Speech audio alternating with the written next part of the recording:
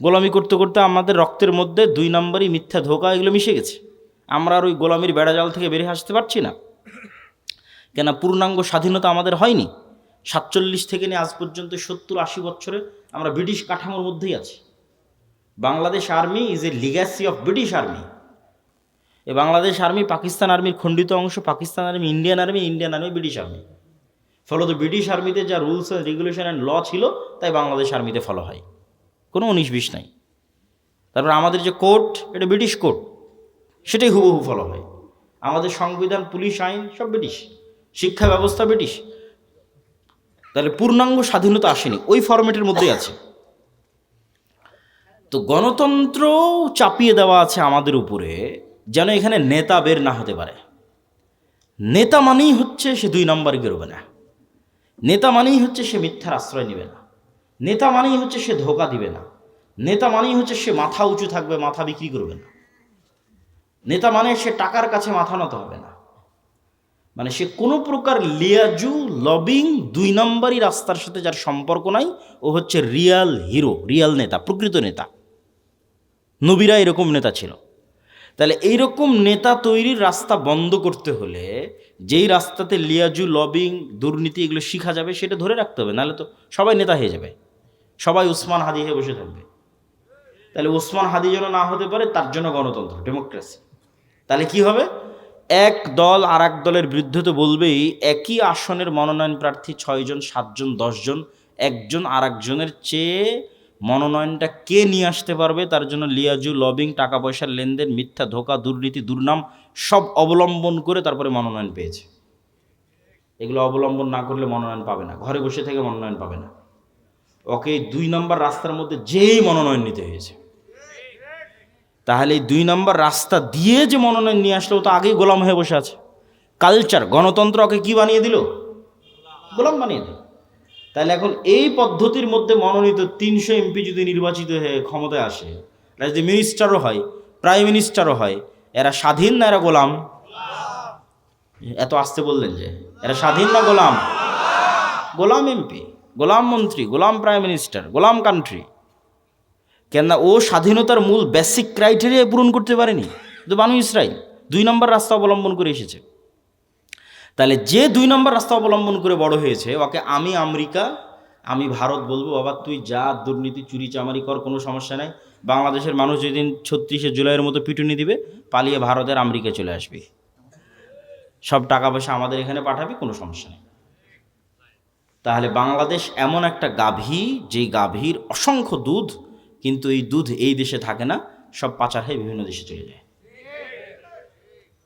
তাহলে এই দুধ যেন পাচার হয়, এর জন্য তো ওইরকম নেতাই তৈরি করা লাগবে, দুর্নীতিবাজ নেতাই তো তৈরি করা লাগবে। দুর্নীতিবাজ নেতা কী থেকে তৈরি হবে? গণতন্ত্র যদি না থাকে। গণতন্ত্র যদি না থাকে তাহলে তো দুর্নীতিবাজ নেতা তৈরি হবে না। আর ওসমান হাদিদের মতো নেতা, যারা মেরুদণ্ড বিক্রি করে না, যারা লবিং লিয়াজু করে না, যারা সত্য এবং ন্যায়ের উপর অটল থাকে, এরা তো হুমকি। এরা আধিপত্যবাদীদের জন্য হুমকি, সাম্রাজ্যবাদীদের জন্য হুমকি। এরা তো বাংলাদেশের পক্ষে, এটা তো বিক্রি হয় না, এটাই তো নেতা, এরা তো বানু ইসরাইল নয়। ওই রকম নেতা যদি বের হয়ে আসেও এই গণতন্ত্রের বেড়াজাল দিয়ে, তাহলে এই যে ওসমান হাদির মতো হত্যা করে উড়িয়ে দেবে। বাংলাদেশের মানুষ কত অসহায়, যে বাংলাদেশের 90% মানুষ একটা রাজনৈতিক দল খুঁজে পায় না যে তার কথা তার মতো করে বলতে পারবে। এই ওসমান হাদি একজন ছিল যে বাংলাদেশের মানুষের কথা বাংলাদেশের মানুষের মতো করে বলতে পারত। এই ছেলেটা চলে যাওয়ার পর আর কেউই নাই, এত অসহায় বাংলাদেশের মানুষ।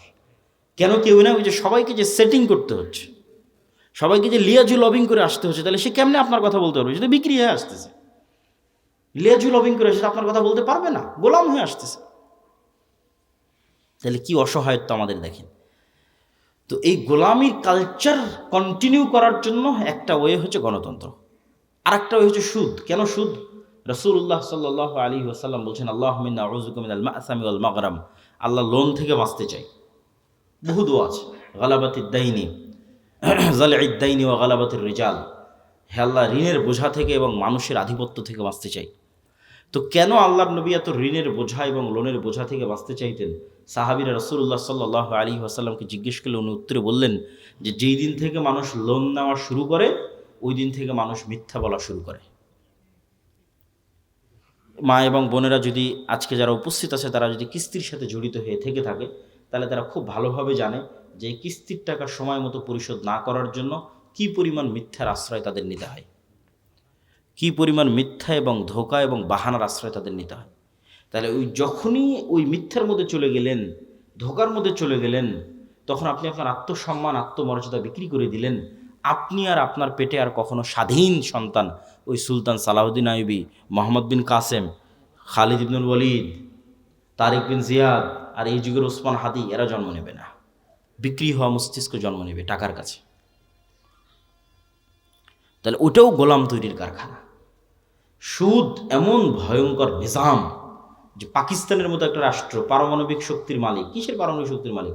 পাকিস্তানের বাপেরও ক্ষমতা নেই নিজের ইচ্ছাই ওই পারমাণবিক বোমের সুইচের বাটন দাবাবে। কেননা ও তো নিজেই কোটি কোটি টাকা IMF ওয়ার্ল্ড ব্যাংকের কাছে কর্য করে রেখেছে। তা IMF ওয়ার্ল্ড ব্যাংক, আমেরিকা আর মানে পাকিস্তানের আব্বা, আমেরিকা যতক্ষণ অর্ডার পারমিশন না দেবে ততক্ষণ দাবাতেই পারবে না ওই পারমাণবিক বোমের সুইচ। তাহলে এই বড় বড় রাষ্ট্রগুলো গোলাম হয়ে আছে কিসের কাছে? সুদী অর্থনীতির কাছে, সুদী লোনের কাছে। আর এই বেড়াজাল আপনি ভাঙতে পারবেন না, এই সুদী বেড়াজাল আর এই গণতন্ত্রের বেড়াজাল, ইমান বিল গায়েব এবং তাওহীদ, এই দুটার সংমিশ্রণ ছাড়া,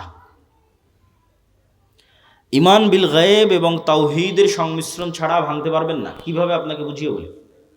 ইমান বিল গায়েবের একটা বড় পাঠ হচ্ছে পরকাল, পরকালমুখী জীবন ব্যবস্থা, বস্তুবাদী নয়, দুনিয়ামুখী নয়। কল্পনা করেন আজকে এই পুরো বাংলাদেশের মানুষ আন্দোলন, মিছিল, মিটিং, ভোট করে আমাকে প্রধানমন্ত্রী বানিয়ে দিল। কল্পনা করেন আমি কালকে বললাম বাংলাদেশে আজ থেকে ইসলামী আইন চলবে। আমার এই ঘোষণার পরেই ভারত এবং আমেরিকা বাংলাদেশকে অর্থনৈতিকভাবে বয়কট করবে না? করবে না? করবে। যেমন ইরানকে বয়কট করেছে, যেমন ভেনেজুয়েলার প্রধানমন্ত্রীকে উঠিয়ে নিয়ে চলে গেছে, তো বয়কট করবে। তো যখন বয়কট করবে তখন এই দেশের যে সুযোগ সুবিধাগুলো আপনি এখন ভোগ করতেছেন, এখন এই যে বিদ্যুৎ চলতেছে, ডলার আসতেছে, প্রবাসীরা কাজ করতেছে, ইউরোপ আমেরিকায় অসংখ্য প্রবাসী আছে, বিজনেস চলতেছে, LC হচ্ছে, কত কি আছে, এগুলো সব একদিনে ডাউন হয়ে যাবে এবং এই ডাউন করার ক্ষমতা তাদের আছে। এই একদিনে যখন ডাউন হয়ে যাবে তখন আপনিও 1 সপ্তাহ 10 দিনের মধ্যে বলবেন রাখো তোমার এই আবদুল্লাহর ইসলাম আর মোহাম্মদ ইসলামের ইসলাম, আমাদের আগের জীবনই ভালো ছিল। কারেন্ট নাই, বিদ্যুৎ নাই, AC নাই, ফ্রিজ নাই, ডলার নাই, টাকা নাই, পয়সা নাই, কিসের ইসলাম? তখন আপনি আবার পরের দিন আন্দোলন, মিছিল, মিটিং করে নামিয়ে দেবেন। তাহলে অন্তত এই দেশের 20% মানুষ যতক্ষণ এই বিশ্বাসের উপর অটল না হবে যে পরকাল আসল, কিসের দুনিয়া, কাদের মতো? আসহাবুল উখদুদ সূরা বুরুজের ওদের মতো। ওয়ামা নাকামু মিনহুম ইল্লা ইউমিনু বিল্লাহিল আজিজিল হামিদ। পুরো একটা সম্প্রদায় আগুনের মধ্যে ঢুকে যাচ্ছে, মা সন্তান সহ আগুনের মধ্যে ঢুকে যাচ্ছে। কি সেই ইমান বিল গায়েব যে শান্ত শিষ্ট আরামের বাড়িঘর রেখে আগুনের মধ্যে জ্বলে মরে যাচ্ছে? কি সেই ইমান বিল গায়েব? ওই ইমান বিল গায়েব হচ্ছে এটা যে ওই আসহাবুল উখদুদ ওরা দেখতে পাচ্ছে, নিশ্চিত দেখতে পাচ্ছে যে আমার সামনে জ্বলন্ত আগুন, এটা আগুন নয়, এটা জান্নাত। বলেন আল্লাহু আকবার। আর পিছনে যে আমার শান্তির বাড়িঘর আছে ওখানে জাহান্নামের আগুন জ্বলতেছে। ওরা দেখতে পাচ্ছে যে ওখানে জাহান্নামের আগুন জ্বলতেছে। ওটাকে ওরা বাড়িঘর হিসেবে দেখতে পায়নি, ওখানে দেখতে পাচ্ছে ওখানে জাহান্নামের আগুন জ্বলতেছে, আমি ওখানে গেলে পুড়ে মরে যাব। আর যে সামনে জ্বলন্ত আগুন, এটা তো জান্নাত। অন্তত 20-30% মানুষের ইমান যতক্ষণ ওই লেভেলে না যাবে ততক্ষণ কিসের আপনি ইসলাম কায়েম করবেন? সম্ভব নয়। বাংলাদেশের মানুষই এতটা দুর্নীতিগ্রস্ত, এতটা বস্তুবাদ, এতটা দুনিয়াবাদীর সাথে আক্রান্ত, এর আপনাকে টিকতে দিবে না, সম্ভব নয়। প্রত্যেকটা রন্ধ্রে রন্ধ্রে টাকার পাগল, ক্ষমতার নেশাগ্রস্ত লোকজন আছে। অন্তত 20% থেকে 30% মানুষের ইমান লাগবে ইমান বিল গায়েবে সর্বোচ্চ লেভেলের, পরকালমুখী, দুনিয়া বিমুখ। আর 20-30% মানুষের লাগবে পূর্ণাঙ্গ তাওহীদ। আল্লামা ইকবাল লিখেছেন, ये दौर अपने बराहिम की तलाश में है, যে আজকের যুগের মুসলমানদের সকল সমস্যার সমাধানের একটাই রাস্তা, এই যুগের ইব্রাহিম লাগবে। এই যুগের ইব্রাহিম কোথায়? আজ থেকে 5000 বছর আগে ইব্রাহিম আলাইহিস সালাতু ওয়াস সালাম এসেছিল পূর্ণাঙ্গ শতভাগ তাওহীদে বিশ্বাসী। ওই পূর্ণাঙ্গ শতভাগ তাওহীদে বিশ্বাসী ইব্রাহিম কোথায়? আজকের মুসলিম উম্মার মতো ওই ইব্রাহিম লাগবে, তাহলে মুসলমানদের মুক্তির যাত্রা শুরু হয়ে যাবে। হ্যাঁ, আপনাদের মতো যারা আহলে হাদিস এবং সালাফি আছে তারা বড় শিরক বড় বেদাত থেকে অনেকটাই মুক্ত, কিন্তু পূর্ণাঙ্গ শতভাগ তাওহীদের অনুসারী নয়। কিভাবে এটা আপনাকে বুঝিয়ে বলি যে কেমনে আপনি পূর্ণাঙ্গ শতভাগ তাওহীদের অনুসারী নন। ঠিক আছে, আপনি কবর মাজারে গিয়ে সিজদা দেন না, তাবিজ কবজ ব্যবহার করেন না, কিন্তু এই আপনি বিড়ি সিগারেটে আসক্ত। তাহলে যখন আপনি বিড়ি সিগারেটে আসক্ত তখন আপনার ইলাহ ওই বিড়ি সিগারেট। আমি বলিনি, আল্লাহ নিজে কোরআনে বলেছে যে তার নফস ইলাহাহু হাওয়া, তার ইলাহ হচ্ছে তার নিজের অন্তরের কামনা। ঠিক আছে, আপনি কবরকে ইলাহ মানেননি, কিন্তু ইলাহ তো আপনার নিজের নফসকে বানিয়ে রেখেছে। ইলাহ তো কোনো অবৈধ প্রেমিকাকে বানিয়ে রেখেছে, ইলাহ তো টাকার নেশাকে বানিয়ে রেখেছে, ইলাহ তো ক্ষমতার নেশাকে বানিয়ে রেখেছে। ওই টাকার জন্য আপনি সব করতে পারেন, হালাল হারামের বাস বিচার নাই। ওই ক্ষমতার জন্য আপনি সব করতে পারেন, ওই নারীর জন্য সব করতে পারেন, মনের প্রবৃত্তি পূরণ করার জন্য সব করতে পারেন। তাহলে তো আপনি শতভাগ তাওহীদপন্থী নন। তাহলে তো আপনি ইব্রাহিম আলাইহিসসালাতু ওয়াসসালামের মতো হতে পারলেন না, যে ইব্রাহিম আলাইহিসসালাম এবং ইসমাঈল আলাইহিসসালাম আসলামা ওয়া তাল্লাহু লিল জাবিন, নিজের ইচ্ছার বিরুদ্ধে গিয়ে সন্তানকে জবাই করতেছে, আর সন্তান নিজের ইচ্ছার বিরুদ্ধে গিয়ে জবাই হওয়ার জন্য রাজি হয়ে যাচ্ছে। কেন? সিদ্ধান্তটা আল্লাহর। এটা হলো শতভাগ তাওহীদ, যে আল্লাহর সিদ্ধান্তের সামনে পরিপূর্ণ আত্মসমর্পণ। তাহলে শতভাগ তাওহীদপন্থী 20% থেকে 30% মানুষ, আর ঈমান বিল গায়েবে সর্বোচ্চ স্তরের 20 থেকে 30% মানুষ হওয়া ছাড়া পূর্ণাঙ্গ ইসলামী বিপ্লব সম্ভব নয়। এই দাওয়াত আজকে আমি দিচ্ছি না, এই দাওয়াত শাহ ইসমাইল শহীদ দিয়ে গেছে আজ থেকে 100-150 বছর আগে। ওনার একটাই দাওয়াত ছিল যে আমাদের পূর্ণাঙ্গ ইসলামী বিপ্লবের আগে মানুষকে শতভাগ পূর্ণাঙ্গ তাওহীদে বিশ্বাসী হতে হবে, নাহলে পূর্ণাঙ্গ ইসলামী বিপ্লব সম্ভব নয়। শতভাগ তাওহীদে বিশ্বাসী এবং ঈমান বিল গায়বে ইয়াকিন আছে এরকম 20 থেকে 30% মানুষ লাগবে পুরো বাংলাদেশের। তাহলে এর উপর ভিত্তি করে পূর্ণাঙ্গ ইসলামী বিপ্লব কায়েম হবে। পূর্ণাঙ্গ ইসলামী বিপ্লবের সকল ক্রাইটেরিয়া রেডি আছে, শুধু ওই রকমের যোগ্য মানুষ নাই। তারপরে কি লাগবে? তারপরে আরো দুটো জিনিস লাগবে। এক, আমি পূর্ণাঙ্গ তাওহীদপন্থী মানুষ, ঠিক আছে, আমি পূর্ণাঙ্গ ঈমান বিল গায়ব অর্জন করলাম, ঠিক আছে, কিন্তু নেতা হওয়ার জন্য আরো দুটো জিনিস লাগে। ওই দুটো জিনিস পূরণ না করতে পারলে নেতা হতে পারবেন না। একটা হচ্ছে আল্লাহ সুবহানাহু ওয়া তাআলা এই পৃথিবী যেই ফাংশনের উপর ডেভেলপ করেছে ওই ফাংশন আপনাকে ইউজ করতেই হবে। তো এই পৃথিবীতে নেতা হওয়ার ফাংশন হচ্ছে জ্ঞান এবং শিক্ষা, এটা আল্লাহই দিয়ে রেখেছে। এখন এই জ্ঞান এবং শিক্ষার বাটন যদি ইহুদি খ্রিস্টান চাপে তাও ওরা নেতা হয়ে যাবে। এই জ্ঞান শিক্ষার বাটন যদি হিন্দু ডোম চামার ম্যাথর মুচির চাপে ওরা নেতা হয়ে যাবে। আল্লাহ কখনো তার রুলস ভাঙেন না। এখন এই নাটোর, এই এলাকার নাম কি? নাটোর সাধুপাড়া, এই অঞ্চলের যুবকেরা যদি মদ বিড়ি cigarette TikTok video YouTube BPL IPL জুয়া online betting Free Fire PUBG এগুলো নিয়ে ব্যস্ত থাকে, আর ওইদিকে ইসরায়েলের ইহুদি আর ইউরোপ আর আমেরিকার খ্রিস্টানরা যদি জ্ঞান অর্জনে ব্যস্ত থাকে ওদের সন্তানেরা, আল্লাহ বলবেন না, আল্লাহ তার রুলস ব্রেক করে বলবেন না যে ইহুদি খ্রিস্টান তোরা থাম, তোদের নেতা বানাবো না, আমার নাটোরের কিছু মদখোর জুয়াখোর বান্দা আছে ওদের নেতা বানাবো। এইটা আল্লাহ করবেন না। নেতা হতে হলে গোলামির জিঞ্জির আপনাকে নিজে হাতেই ভাঙতে হবে, সেটা জ্ঞান এবং শিক্ষা। জ্ঞান এবং শিক্ষায় সর্বোচ্চ স্তর অর্জন করার চেষ্টা ছাড়া নেতা হওয়ার আর কোনো রাস্তা পৃথিবীতে নাই। নেতা হওয়ার এই রাস্তা আল্লাহ নির্ধারণ করেছে। তলুতকে আল্লাহ বলছেন বাস্তাতান ফিল ইলমি ওয়াল জিসম, যে আমি তলুতকে বানু ইসরাইলের নেতা বানিয়েছি, জ্ঞানে বড় তাই, জ্ঞানে বেশি তাই। আদমকে ফেরেশতা এবং জিনের উপর শ্রেষ্ঠত্ব দিয়েছি, জ্ঞানে বেশি তাই। আল্লাহ সুবহানাহু ওয়া তাআলা নিজের রুবুবিয়ত এবং উলুহিয়তের চ্যালেঞ্জ দিয়েছেন তার জ্ঞান দিয়ে, সবার চেয়ে অসীম জ্ঞানের অধিকারী তিনি।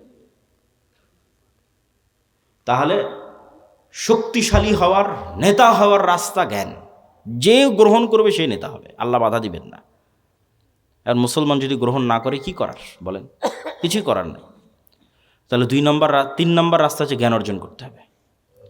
4 নম্বর রাস্তা সত্যবাদিতা এবং ন্যায়পরায়ণতায় অটল থাকতে হবে, পাহাড়ের মতো। যেটাতে আলোচনা শুরু করেছি যে 2 নম্বরই ধোঁকাবাজি, এগুলো যে গণতন্ত্র এবং সুদ থেকে আসে, ওটার বিপরীতটাই হচ্ছে সত্যবাদিতা, ন্যায়পরায়ণতা, অটল থাকা, ওসমান হাদিদের মতো। কিন্তু মুসলমানদেরকে আমরা ইসলামটা বুঝাতেই পারলাম না। বাংলাদেশের OC, DC, SP, AC land, sub registrar, সচিবালয়ে কত সচিব বসে আছে। আমরা তো বাহির থেকে তো এসে আর আমাদের কেউ গোলাম করতেছে না, আমাদের লোকজনই তো গোলাম, বাংলাদেশের নাগরিকেরাই তো গোলাম, বাহির থেকে এসে কেউ গোলাম করতেছে না তো। এই সমস্ত পদে যারা বসে আছে এরা টাকার কাছে বিক্রি হয়ে যায়, অথচ এরা সালাত আদায় করে, এরা হজ করে, এরা ওমরা করে, এরা মসজিদ মাদ্রাসায় যে কমিটি, বিশেষ অতিথি, প্রধান অতিথি, এরা সবাই আছে, কিন্তু নিজ চেয়ারে যখন বসতেছে তখন 2 নম্বরই করতেছে। তাহলে এরা কি মনে করেছে? এরা মনে করেছে ঠিক আছে, আমি সচিবালয়ে বসে এসিল্যান্ড, সাব রেজিস্ট্রার যা আছে সব হয়ে যত পারি 2 নম্বরই সুদ ঘুষ দিয়ে টাকা ইনকাম করব, আর নামাজ পড়ে হজ করে আর দান করে ওটাকে মাফ করে নিব। নাউজুবিল্লাহ মিন যালিক। তাহলে আমরা হুজুররা এটা বুঝাতে পারিনি, আলেম ওলামা বুঝাতে পারিনি ইসলাম কি। এটা তো মুনাফিকই, সে তো মুনাফিক, তার অন্তরে তো ইমানই ঢোকেনি। তার সালাত কি, তার সিয়াম কি, তার হজ কি, সে তো মুনাফিক। রাসূলুল্লাহ সাল্লাল্লাহু আলাইহি ওয়াসাল্লামের স্পষ্ট হাদিস, ইজা তুমিনা খানা, তাকে যে আমানতের দায়িত্ব দেওয়া হয়েছে ওটার খেয়ানত করেছে মুনাফিক, ওর অন্তরে ইমান ঢোকেনি। লা ঈমান লিমান লা আমানাতা লাহু। তাহলে মুনাফিকের হারাম টাকার, দুর্নীতির টাকার কিসের ইবাদত? বরং ওর উল্টাটা, ও যদি কোনো বড় ইবাদত নাও করে, কোটি কোটি টাকা দান নাও করে, তাহাজ্জুদের রাতের সালাত নাও আদায় করে, হজ নাও করে, শুধু ওর যে চেয়ারে বসে আছে ওসি, ডিসি, এসপি, মন্ত্রী, সচিব, এসিল্যান্ড, এই চেয়ারে চুল পরিমাণ অন্যায় না করে, তাহলে এদের হজের চেয়ে, এদের রাতের তাহাজ্জুদের সালাতের চেয়ে এবং অন্যদের কোটি কোটি টাকা দানের চেয়ে সে শ্রেষ্ঠতম নেকির অধিকারী হবে। রাসূলুল্লাহ সাল্লাল্লাহু আলাইহি ওয়াসাল্লাম বলেছেন, সাবআতু ইউযিল্লুহুমুল্লাহ ইয়াওমা লা যিল্লা ইল্লা যিল্লুহু। 1 নম্বরে ইমামুন আদিল। 7 শ্রেণীর যারা বিশেষ আল্লাহর ছায়া পাবে, এখানে সবাই আছে, নামাজি আছে, দানবীর আছে, সবাই আছে, কিন্তু 1 নম্বরে জায়গা দেওয়া হয়েছে পদে বসে ন্যায়পরায়ণ যে। ও তো এমনি সবচেয়ে বড় নেকির কাজ, ওর জন্য তো এমনি জান্নাত। ও তো আল্লাহর গুণে গুণান্বিত হয়েছে। আল্লাহ যেমন বিচারের আসনে বসে শতভাগ ন্যায়পরায়ণ, আল্লাহ যেমন রাজত্বের আসনে বসে শতভাগ ন্যায়পরায়ণ, আল্লাহর মহৎ গুণ হচ্ছে আল্লাহ ন্যায়পরায়ণ, আল্লাহ জুলুম করেন না। ইন্না হারামতু যুলমা আলাইয়া। মানুষ হয়ে যে আল্লাহর গুণে গুণান্বিত হতে পারে, আল্লাহু আকবার, এটা কত বড় ইবাদত যে মানুষ হয়ে ওসি তারপরে ডিসি, এসিল্যান্ড, সাব রেজিস্ট্রার, সচিব, এই চেয়ারে বসে সে দুর্নীতি করবে না, ন্যায় করবে, এটা অনেক বড় ইবাদত। আর এই চেয়ারে বসে দুর্নীতি করে সেই টাকা দিয়ে হজ করবে, সেই টাকা দিয়ে মসজিদ মাদ্রাসায় দান করবে, এটা মুনাফিক। আমরা মানুষকে দিন বুঝাতে পারিনি। রাজনীতিবিদদের হাতে ক্ষমতা নেই, ক্ষমতা এদের হাতে। রাজনীতিবিদরা তো 5 বছরের জন্য আসে যায়, ভোট করে, কিন্তু এদের চাকরিতে রিটায়ার্ড না হওয়া পর্যন্ত থাকে। এরা যদি বলে যে আজ থেকে আমরা বিক্রি হব না কোনো দলের কাছে, দেশ একদিনে ঠিক হয়ে যাবে, একদিনে। তো এরা কাদের ঘরের সন্তান? আমাদের ঘরের সন্তান, আমাদের ছেলে মেয়ে। পুলিশে কারা, আর্মিতে কারা, সচিবালয়ে কারা, বিসিএস পরীক্ষা কারা দেয়? আমার আপনার ছেলে মেয়ে। এদের আমাদের ঠিক করতে হবে দাওয়াত দিয়ে, নতুন প্রজন্মকে সত্যবাদিতা এবং ন্যায়পরায়ণতা অটল হতে হবে। এটাই তো গোলামি থেকে মুক্তির রাস্তা। ওই দিন থেকেই তো দেশ স্বাধীন। সম্মানিত উপস্থিতি, তাহলে 2টো পয়েন্ট বললাম নেতা হওয়ার, এক শিক্ষা এবং জ্ঞান, আর এক সত্যবাদিতা এবং ন্যায়পরায়ণতা। থাকলেই মানুষ নেতা হয়ে যাবে, অটোমেটিক নেতা হয়ে যাবে, কিচ্ছু করা লাগবে না, আল্লাহ নেতা বানিয়ে দিবে তাকে। আর এবার 4 নম্বর পয়েন্ট, যেটাতে বক্তব্যের শেষের দিকে যাব, সেটা হচ্ছে এই গুণে গুণান্বিত মানুষেরা যখন আসবে, যারা তাওহীদে বিশ্বাসী, ঈমান বিল গায়বে ইয়াকিন রাখে, জ্ঞানে সর্বোচ্চ, আবার তাকে কিনা যায় না, এই মানুষগুলো পৃথিবীর জন্য হুমকি। এদের উপর জুলম নেমে আসবে, এদের উপর বাধা নেমে আসবে, এদের উপর অত্যাচার নেমে আসবে। এই জন্য এদের বাঁচার রাস্তা হচ্ছে আল্লাহর সাহায্য। এদের বাঁচার রাস্তা কি? দুনিয়ার শক্তি দিয়ে বাঁচার কোনো রাস্তা নেই। মুসলমানদের অতীতে, আজ, ভবিষ্যতে দুনিয়ার শক্তি দিয়ে বাঁচার কোনো রাস্তা নেই। মুসলমানদের বাঁচার রাস্তা আল্লাহর সাহায্য। আল্লাহর সাহায্য পাওয়ার 2টো বড় রাস্তা, 2টো বড় সিক্রেট রেসিপি আজকে দিয়ে বক্তব্য শেষ করব। যে মুসলমানদের জন্য আল্লাহর সাহায্য নিশ্চিত করার 2টো বড় রাস্তা, এক সালাত আর এক জিকির। সালাতের মধ্যে সবচেয়ে বড় পাওয়ারফুল হচ্ছে রাতের সালাত। সালাত হচ্ছে এমন এক টেকনোলজি।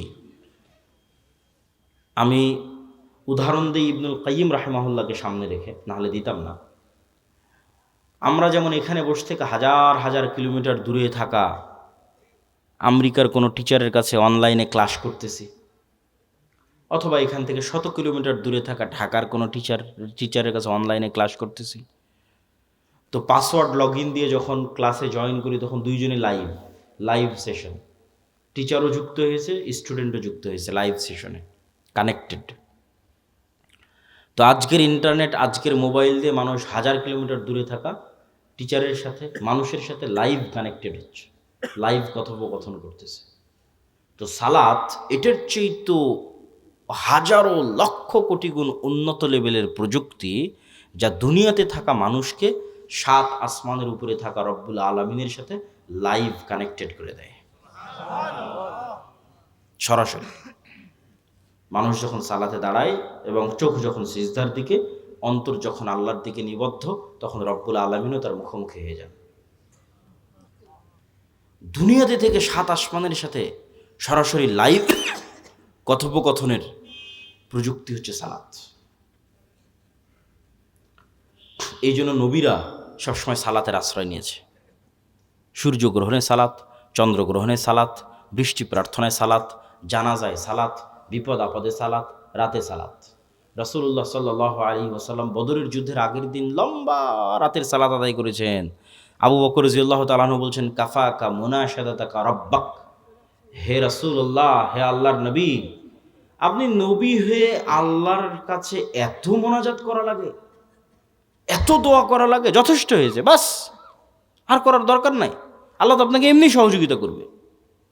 তাহলে কি পরিমাণ লম্বা রাতের সালাত মুহাম্মদ সাল্লাল্লাহু আলাইহি ওয়াসাল্লাম আদায় করেছেন, আর কি পরিমাণ দোয়া আল্লাহ সুবহানাহু ওয়া তাআলার কাছে করেছেন, যে আবু বকর রাদিয়াল্লাহু তাআলা আনহুর মতো সাহাবী এই দোয়ায় ক্লান্ত হয়ে গেছে, এই রাতের সালাতে ক্লান্ত হয়ে গেছে।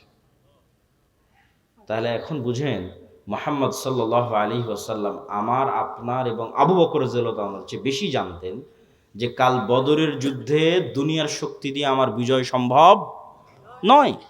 কাল বদরের যুদ্ধে আমাকে জিততে হলে কার সাহায্য লাগবে? আল্লাহ। আর আল্লাহর সাহায্য পেতে হলে আমাকে রাতের সালাতে দাঁড়াতে হবে। তাহলে পৃথিবীর সর্বশ্রেষ্ঠ রাসূল, সর্বশ্রেষ্ঠ মানুষ আল্লাহর সাহায্য নেবেন, এই জন্য রাতে ঘন্টার পর ঘন্টা রব্বুল আলামিনের সামনে দাঁড়িয়ে আছেন। আর আমি এবং আপনি রাতের সালাত তো বহু দূরের কথা, 5 ওয়াক্ত সালাত আদায় না করেই শুধু ভোট দিয়ে ইসলাম বিজয় হয়ে যাবে, আর মিছিল করে আর তাকবীর দিয়ে ইসলাম বিজয় হয়ে যাবে, এটা সম্ভব নয়। ওই যেমন বলেছে 20-30% মানুষ শতভাগ তাওহীদপন্থী লাগবে, 20-30% ঈমান বিল গায়েব লাগবে, ঠিক তেমন তার পাশাপাশি 5 ওয়াক্ত সালাত আদায়কারী এবং রাতের সালাতে অভ্যস্ত মানুষ লাগবে। যে সালাতে নাই ও আল্লাহর গন্তির মধ্যে নেই, আর আবার ইসলাম কি, আর আবার বিপ্লব কি, আর আবার বিজয় কি, আর আবার খেলাফত কি, আর আবার শাসন কি, কিচ্ছু নেই। যে সালাতে নাই সে আল্লাহ সুবহানাহু ওয়া তাআলার গণনার মধ্যেই নাই, ওর জন্য আল্লাহর সাহায্য নাই। ও ভাগাড়ে পড়ে মারা গেল কি, ওকে কেউ উঠিয়ে নিল কি, গোলাম হয়ে গেল, সেটাও আল্লাহর দেখার নেই। আল্লাহ সুবহানাহু ওয়া তাআলার সাথে কানেক্টেড থাকা ছাড়া, আল্লাহর সাহায্য নেওয়া ছাড়া মুসলমানদের বিজয়ের কোনো রাস্তা নাই। আর আল্লাহর সাহায্য নেওয়ার জন্য সালাত আদায় করতেই হবে, আল্লাহর খাতায় নাম থাকতেই হবে। আল্লাহ আপনাকে চিনেই না, কিসের সাহায্য করবে আপনাকে? তো যে সালাতে নেয় ওকে তো আল্লাহ সুবহানাহু ওয়া তাআলা চিনবেই না। সম্মানিত উপস্থিতি, এই জন্য সালাত মোস্ট পাওয়ারফুল, আর সালাতের মধ্যে সবচেয়ে পাওয়ারফুল হচ্ছে রাতের সালাত। আমরা যেমন আমাদের ফোন, এই যে হাতে ফিঙ্গারপ্রিন্ট দিয়ে ফোন ওপেন হয়ে যাচ্ছে, পাসওয়ার্ড দিয়ে ফোন ওপেন হয়ে যাচ্ছে, ফেস ভেরিফিকেশন দিয়ে ফোন ওপেন হয়ে যাচ্ছে, 5 স্টার হোটেলে গেলে কার্ড পাঞ্চ করলে ওপেন হয়ে যাচ্ছে। তো এগুলো সব লক ওপেন হওয়ার সিস্টেম পৃথিবীতে। তো কল্পনা করেন যে আমরা পৃথিবীর অত্যাধুনিক প্রযুক্তির একটা দরজার সামনে দাঁড়িয়ে আছি, এর চেয়ে অত্যাধুনিক প্রযুক্তির দরজা পৃথিবীতে নাই। ওই দরজা ওপেন করতে হলে বিভিন্ন varieties type of password use করতে হয়। যেমন নির্ধারিত সময়ে আসতে হয়, নির্ধারিত সময় ছাড়া খুলে না। আবার নির্ধারিত ফরম্যাট ছবি পিকচার ওখানে আপলোড করা আছে, ওইটার সাথে মিলতে হয়। আবার ওই প্রতিটা ফরম্যাটের সাথে নির্ধারিত সাউন্ড আছে, ওটাও মিলতে হয়। যেমন ধরেন আমি এই ফরম্যাটে দাঁড়ালাম, এটার সাথে একটা সাউন্ড আছে আলহামদুলিল্লাহ রাব্বিল আলামিন। রুকুর ফরম্যাটে দাঁড়ালাম, ওটার সাথে একটা সাউন্ড আছে সুবহান রাব্বিল আযীম। টাইম মিলতে হবে, ফরম্যাট মিলতে হবে, আওয়াজ মিলতে হবে, তারপরে ওই দরজাটা খুলবে, তার আগে দরজা খুলবে না। তো এইরকম সালাত এর চেয়েতেও টপ লেভেলের উন্নত প্রযুক্তি, যা রব্বুল আলামিনের সাহায্যের দরজা, রব্বুল আলামিনের সাথে যোগাযোগের দরজা উন্মুক্ত করে দেয় হচ্ছে সালাত। এই সালাত ছাড়া আমাদের বাঁচার কোনো রাস্তা নেই, সালাত ছাড়া আমাদের উদ্ধার হওয়ার কোনো রাস্তা নেই। 2 নম্বর হচ্ছে জিকির। জিকিরের মধ্যে সবচেয়ে গুরুত্বপূর্ণ হচ্ছে সকাল সন্ধ্যার জিকির। সকাল সন্ধ্যার জিকির দিয়ে আল্লাহ কোরআন পরিপূর্ণ করে রেখেছে, যদিও আমরা এটাকে খুবই অবহেলা করি। সকাল সন্ধ্যার জিকির। জিকির কেন পাওয়ারফুল? জিকির কেন পাওয়ারফুল এটা বুঝতে হলে আপনাকে বুঝতে হবে আওয়াজ কেন পাওয়ারফুল, সাউন্ড কেন পাওয়ারফুল। সাউন্ড কি আবার পাওয়ারফুল হতে পারে? আওয়াজ কি পাওয়ারফুল হতে পারে? শব্দ এবং বাক্য কি পাওয়ারফুল, শক্তিশালী হতে পারে? এটাই আগে বুঝতে হবে। আজকের আধুনিক সভ্যতা টিকে আছে, এই যে ক্যামেরা, এই যে মোবাইল, কম্পিউটারে টিকে আছে এই আলোর তরঙ্গের মধ্যে ডাটা ট্রান্সফার করার ক্ষমতা, এটার উপর। আমি এখানে বলতেছি, আমার এই কথাটা আলোর মধ্যে দিয়ে এই মোবাইল হয়ে, নেটওয়ার্কের টাওয়ার হয়ে আমেরিকায় গিয়ে এখন বাজতেছে, ইউরোপ, সৌদি, কুয়েত, কাতার, ঢাকা, রাজশাহী থেকে এখনই বাজতেছে। তো এই যে এই আলো যে আমার এই কথা বহন করতে পারে, ডাটা ট্রান্সফার করতে পারে, এটা আমরা জানতাম না, মানুষ জানতো না, এটা আগে থেকেই ছিল। ওটা আমরা জেনে কাজে লাগাতে পেরেছি, এটাই আমাদের আধুনিক সভ্যতা, এটার উপরে টিকে আছে। আর একটা প্রযুক্তি যেগুলোর ধারে কাছে বিজ্ঞান নাই, কিন্তু এটা সবচেয়ে উন্নত প্রযুক্তি, সেটা হচ্ছে শব্দভিত্তিক, আওয়াজ ভিত্তিক প্রযুক্তি, যেটার কিছু জ্ঞান আল্লাহ সুলাইমান আলাইহিসসালাতু ওয়াসসালামকে দিয়েছিলেন। কিছু জ্ঞান, যেমন আমি এতক্ষণ যে চিল্লাচ্ছি, আমি কিন্তু শব্দ এবং আওয়াজে উচ্চারণ করতেছি। এখানে যদি একটা চাইনিজ বসে থাকতো, ও খেলে আওয়াজই শুনতে পেত। আবার এখানে বসে যদি একটা চাইনিজ বক্তব্য দিত, আপনি খেলে আওয়াজই শুনতে পেতেন, তাই নয় কি? সেটাই। তাহলে ঠিক কোনো এক স্টাইলের আওয়াজ উচ্চারণ করলে ওই পিঁপড়াও বুঝবে, সেই স্টাইলের আওয়াজ আমি জানি না। কোনো এক স্টাইলের আওয়াজ উচ্চারণ করলে পাখিও বুঝবে, আমি জানি না।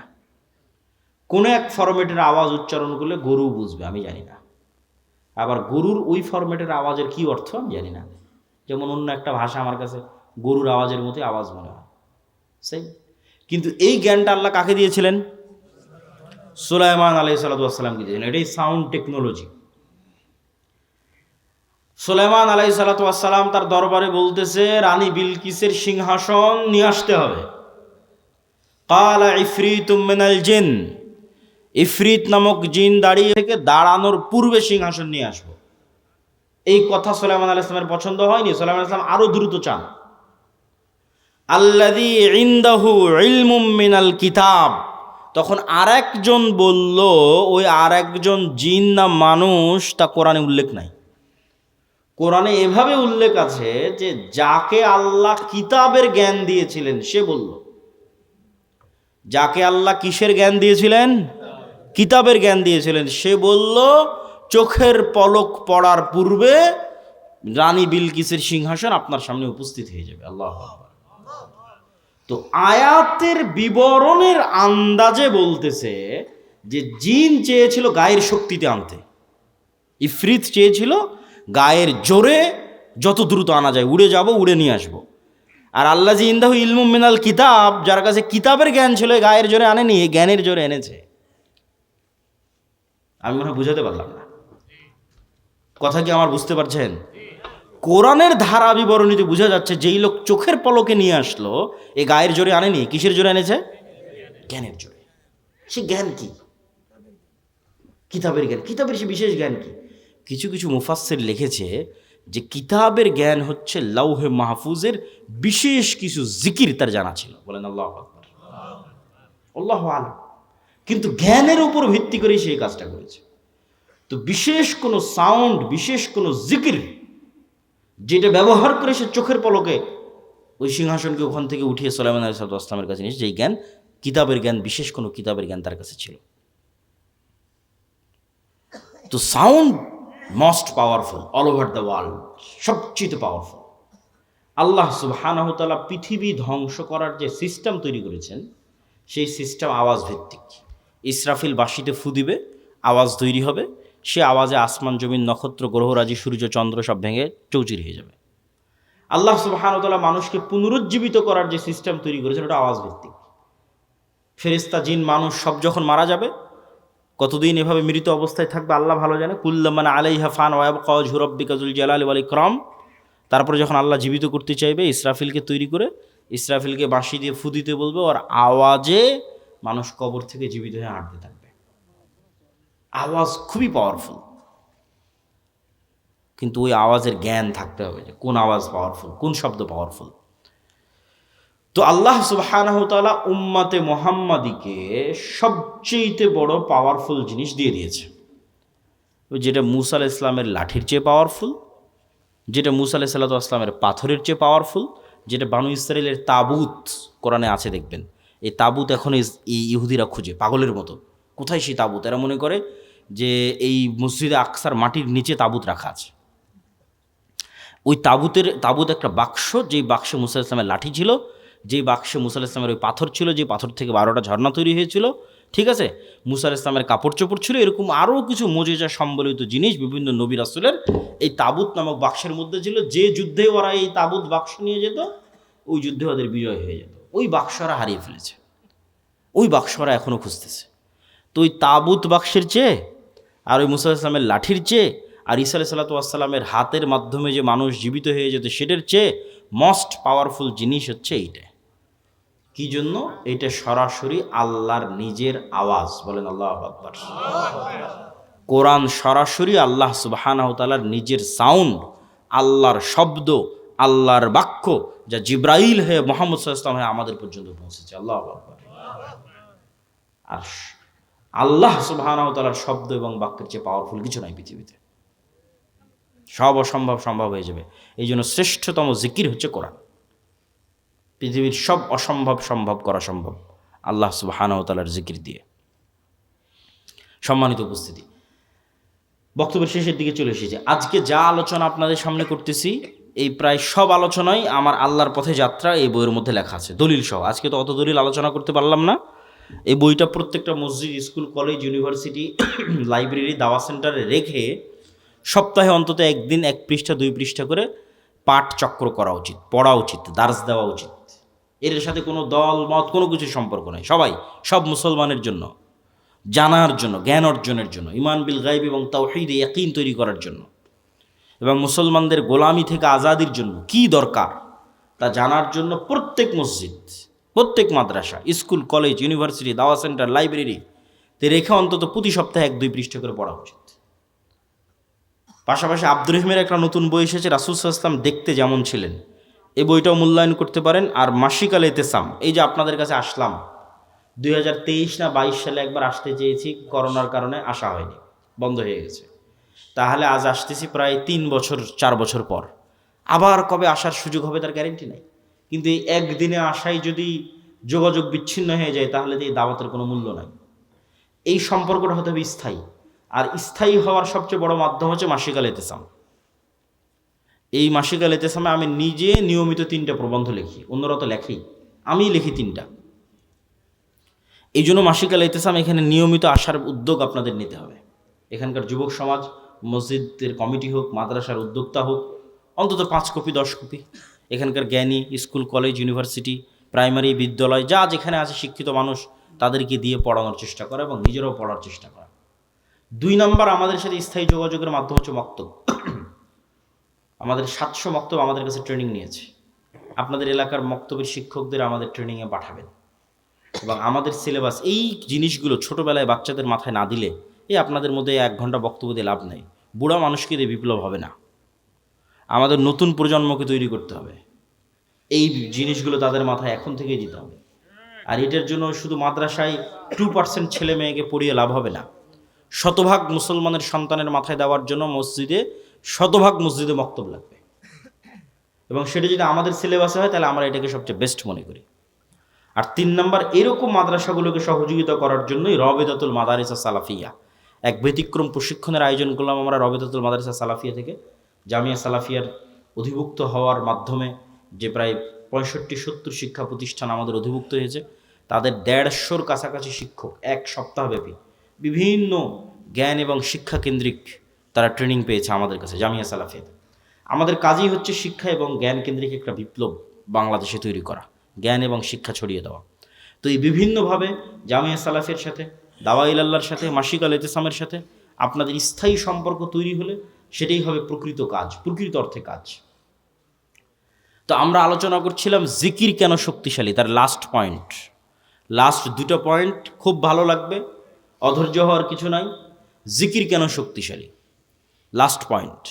আল্লাহ সুবহানাহু ওয়া তাআলা বলছেন ইউসাব্বিহু লিল্লাহি মা ফিস সামাওয়াতি ওয়া মা ফিল আরদ।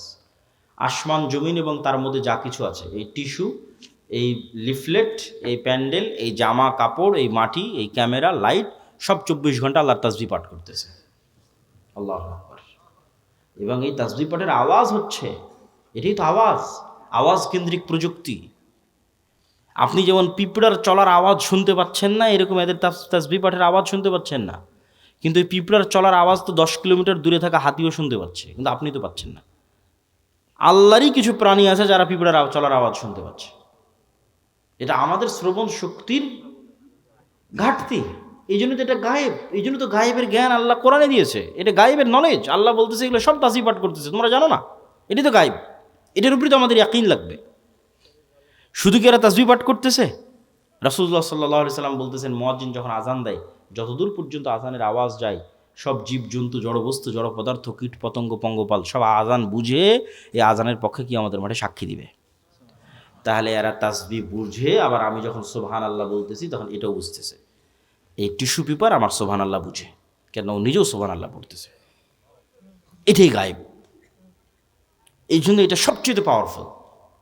সব কিছু আপনার অধীনস্থ এক জিকির দিয়ে।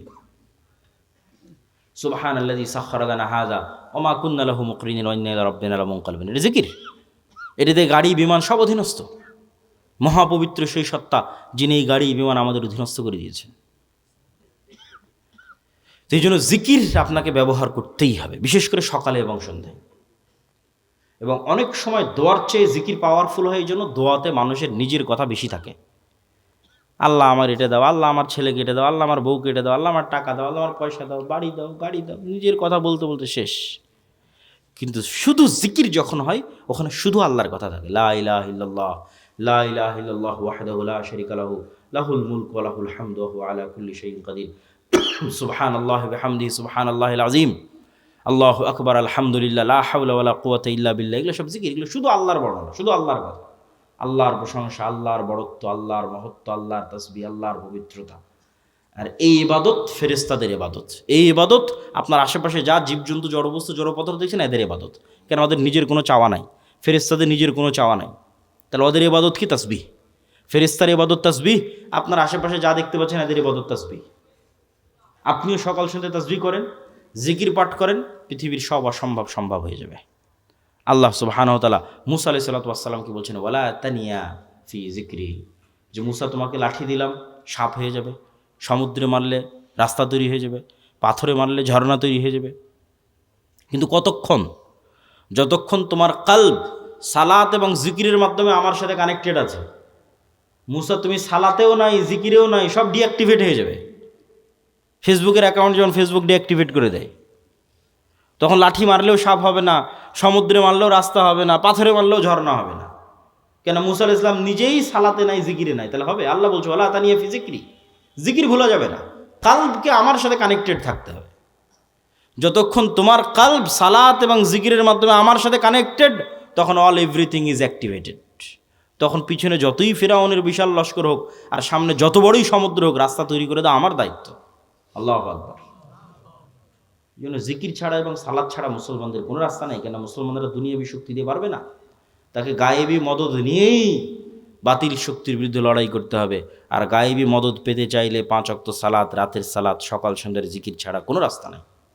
আল্লাহ সুবহানাহু ওয়া তাআলা আমাদের এরকম একটা প্রজন্ম পাওয়ার তৌফিক দান করুক, যে প্রজন্ম শতভাগ তাওহীদ, শতভাগ ঈমান বিল গায়বে ইয়াকিন, যে প্রজন্ম জ্ঞানে সর্বোচ্চ, যেই প্রজন্ম বিক্রি হয় না, সত্যবাদী ন্যায়পরায়ণ ওসমান হাদিদের মতো, আবার যেই প্রজন্ম আল্লাহর সাহায্য নিশ্চিত করতে পারবে সালাত দিয়ে এবং জিকির দিয়ে, এই প্রজন্ম শুধু বাংলাদেশ বিজয় করবে না, সারা পৃথিবী বিজয় করবে।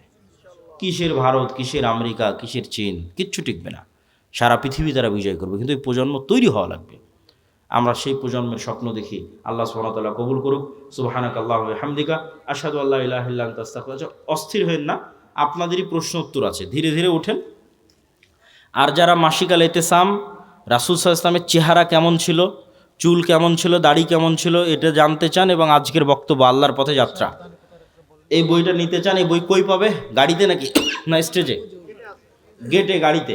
আর যারা এই মাদ্রাসায় দান করতে চান তারা একটু স্টেজে এসে আস্তে আস্তে আপনাদের দানগুলো এখানে জমা দিতে পারেন। প্রশ্ন উত্তর ধীর স্থিরভাবে যাবেন। বর্তমান অর্থনৈতিক ব্যবস্থায় ব্যাংক, সুদ এগুলো হালালভাবে করার উপায় কি? বর্তমান যুগে জিহাদের সঠিক অর্থ কি? ব্যাংক সুদ মুক্ত উপায়ে লেনদেনের উপায় হচ্ছে আপনি নিজে সুদি লেনদেনের সাথে জড়িত থাকবেন না, সুদি লোনের সাথে জড়িত থাকবেন না, এটাই উপায়। বর্তমান যুগে জিহাদের সঠিক অর্থ কি? জিহাদ মানে আল্লাহ সুবহানাহু ওয়া তাআলার রাস্তায় যুদ্ধ। সেটা অবশ্যই ইমামের অধীনে হতে হবে, সেটা অবশ্যই দেশের মাধ্যমে হতে হবে। মুসলমানদের মধ্যে বিভক্তি, মাযহাব, দলাদলি নিয়ে ইসলামের অবস্থান কি? মুসলমানেরা বানু ইসরাইলের মতো ৭০-৭১ দলে বিভক্ত হবে, এটা রাসূল সাল্লাল্লাহু আলাইহি ওয়াসাল্লাম নিজে বলে গেছেন। আর এই বিভক্তির মধ্যে বাঁচার রাস্তা হচ্ছে মা আনা আলাইহি ওয়া আসহাবি। এই বিভক্তির মধ্যে বাঁচার রাস্তা হচ্ছে সুন্নাতুল্লাহ, সুন্নাতু রাসূলিহি ওয়া সুন্নাতুল খুলাফায়ে রাশিদিন। এই বিভক্তির মধ্যে বাঁচার রাস্তা হচ্ছে কিতাবুল্লাহ ওয়া সুন্নাতু রাসূলি। সারমর্ম হচ্ছে আল্লাহর কোরআন, নবীর হাদিস এবং সাহাবীদের আমল, এইগুলোর মাধ্যমে আমাদের নাজাত খুঁজে পেতে হবে। আমি প্রেম করে পারিবারিকভাবে বিয়ে করেছি, এই বিয়ে কি আল্লাহ কবুল করবে? আগের প্রেমের জন্য ক্ষমা চাইতে হবে। বিয়ে যদি ইসলামের নিয়ম অনুযায়ী হয়ে থাকে, আমরা আল্লাহর কাছে দোয়া করি, আল্লাহ তোমার তওবা কবুল করে, তোমার বিয়ে থেকে আল্লাহ কবুল করুক এবং বরকত দিক, আল্লাহুম্মা আমিন। আমার নাম মোহাইমিনুল, মোহাইমিনুল না রেখে রাখো আব্দুল মোহাইমিন। আধুনিক প্রযুক্তি, সোশ্যাল মিডিয়া, এআই, ইন্টারনেট ব্যবহারে ইসলামের দৃষ্টিভঙ্গি কি? বর্তমান সময়ে মুসলমান তরুণদের সবচেয়ে বড় নৈতিক চ্যালেঞ্জ কি? আধুনিক প্রযুক্তি, সোশ্যাল মিডিয়া, এআই, ইন্টারনেট এগুলো থেকে বের হওয়ার আমাদের কোনো রাস্তা নাই, বরং এগুলোকে আমরা আরও কীভাবে ভালোভাবে কাজে লাগাতে পারি ইসলামের পক্ষে, তার জন্য আমাদের চেষ্টা করতে হবে। বর্তমান সময়ে মুসলমান তরুণদের সবচেয়ে বড় নৈতিক চ্যালেঞ্জ, আজকে যেটা আলোচনা করলাম এটাও নৈতিক চ্যালেঞ্জ, এর পাশাপাশি অবশ্যই অস্থিরতা, অবৈধ সম্পর্ক, সেটা একটা বড় নৈতিক চ্যালেঞ্জ। বর্তমান গণতন্ত্র অনুযায়ী এগুলো কত আলোচনা আর করবো, আজকে আলোচনাই তো করলাম সব। আমি রংপুরে চাকরি করি, মাঝে মাঝে বাড়িতে নাটোরে আসি, আমি কি বাড়িতে এসে নাটোরে সালাত কসর করতে পারবো?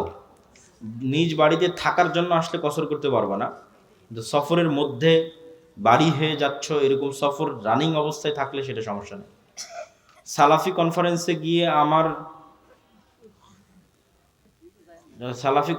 গিয়ে স্যান্ডেল হারিয়ে গেছে, তাই আর একজনের স্যান্ডেল নিয়ে চলে এসেছি, এখন করণীয় কি?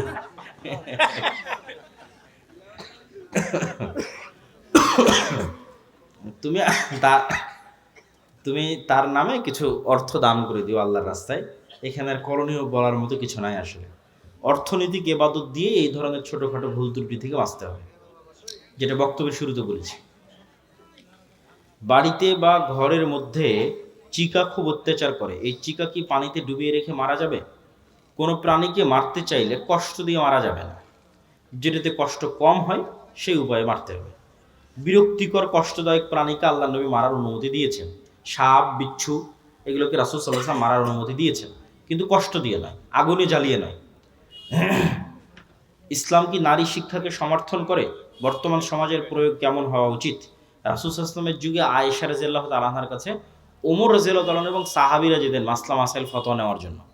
তাহলে একটা নারী কি পরিমাণ জ্ঞানের অধিকারী হলে দ্বিতীয় খলিফা ওমরের মতো জ্ঞানী মানুষ আর আব্দুল্লাহ বিন আব্বাস, আব্দুল্লাহ বিন ওমরের মতো জ্ঞানী মানুষেরা তার কাছে যায় যে এটা বুঝতে পারতেছেন এটার মাসলা কি হবে বলে দেন। তাহলে নারীদের জ্ঞান অর্জনের পথে বাধা হলে তো সেটা ইসলামের প্রথম যুগেই বোঝা যেত।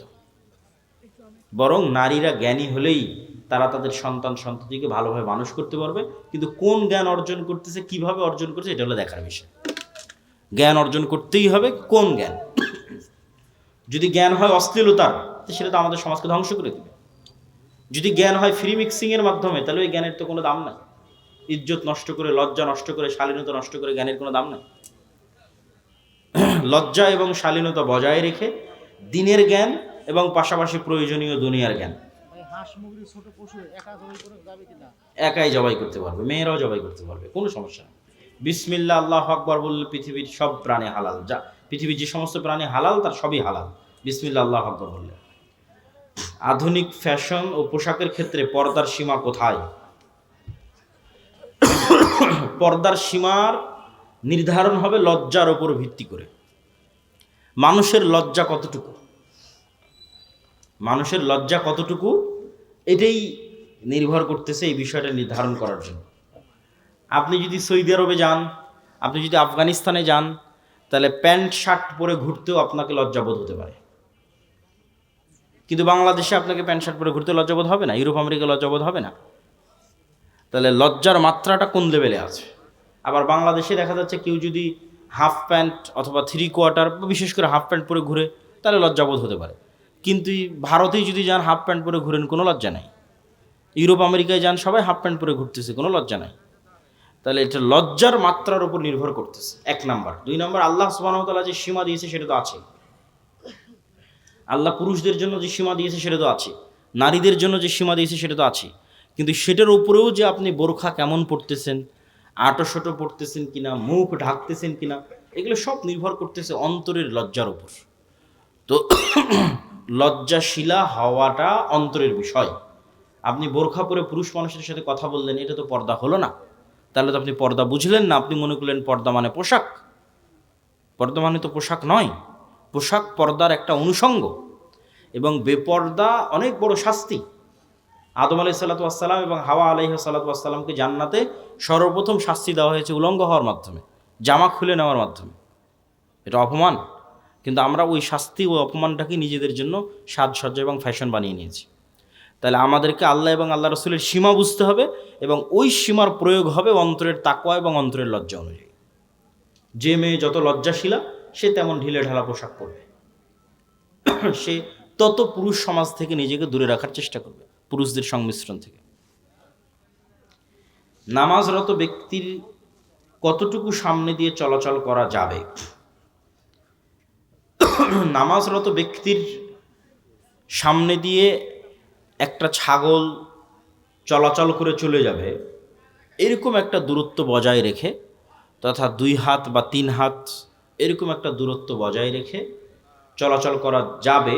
তবে সেক্ষেত্রে সূত্রা ব্যবহার করা সবচেয়ে ভালো। এবং নামাজি যখন সালাতে দাঁড়াবে, তখনই তিনি সূত্রা দিয়ে সালাতে দাঁড়াবেন, এটা সবচেয়ে উত্তম।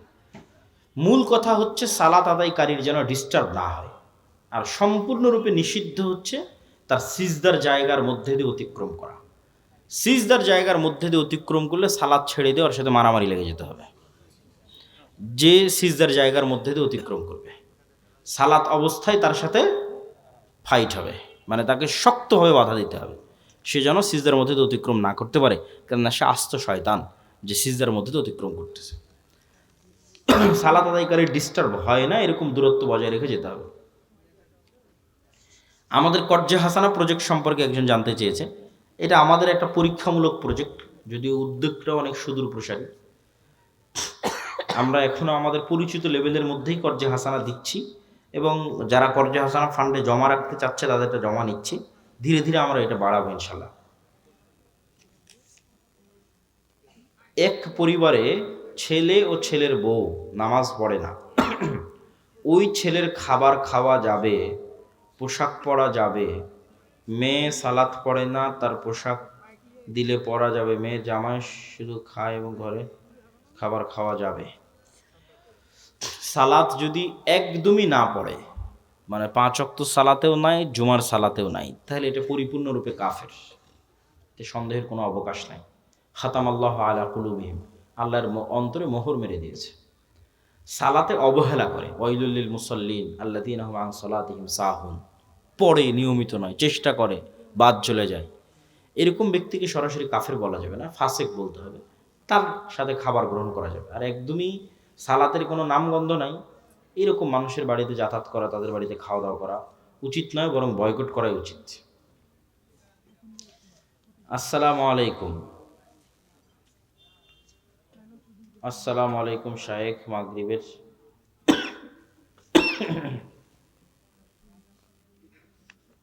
ফেতরার চাউল, এখনো তো রমজান মাস কি চলে আসছে নাকি যে ফেতরার প্রশ্ন শুরু হয়ে গেল?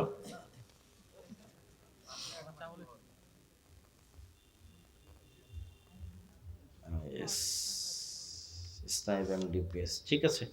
প্রশ্ন উত্তর মোটামুটি শেষ। আমরা বৈঠক শেষের দোয়া পড়ি। সুবহানাকা আল্লাহুম্মা ওয়া বিহামদিকা